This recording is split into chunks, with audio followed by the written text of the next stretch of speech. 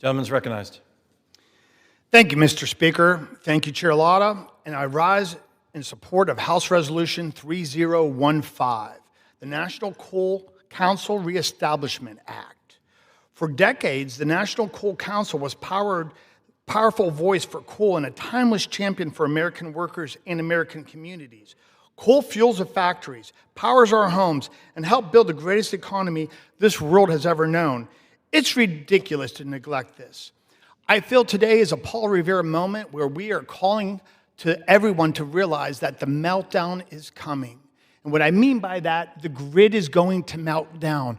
All one has to simply do is go back in time 3 Christmases ago, when the American grid pretty much was hours away from melting down. Look at California and look at Texas and look at the meltdowns that have happened there. The grid is not stable. The grid needs redone. And every coal plant that I toured in Ohio said 3 Christmases ago, the call was, we need more generated power and we need it right now. And there was no more to give. All we have to look at is the opposition party wants to celebrate the European Union. And what does the European Union do? They look for power from countries like Russia, like China, and like India to use their coal-powered generated plants to support their grid. But in America, we cannot wait to put coal factories out of business. Just like in my district with the Samus factory. Joe Biden couldn't wait to celebrate putting 800 jobs in the garbage and putting our grid at jeopardy.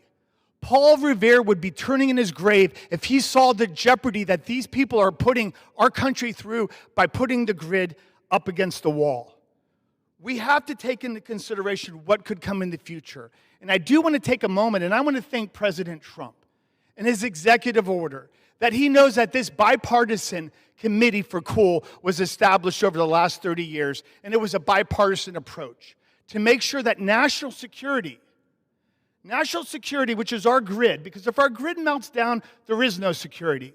In particular, in my district, I have 7 or 8 investors that right now want to invest in new coal. They want to make sure that the AI companies and the data mining companies come to Ohio. But if there's no energy, nobody's coming to Ohio. So today, more than ever, let's worry about national security. Let's worry that we could keep these lights on. Let's worry that this grid is protected for our grandchildren that aren't even born yet. So when they say that this is a meaningless bill, it couldn't be further from the truth. This is the bill for national security. This is the bill that President Trump signed into an executive order. And today is the day that we codify this in the law. So, Mr. Speaker, I urge all my colleagues today to have a yes vote. And with that, I yield my time. The gentleman reserves. The gentleman from New Jersey is recognized.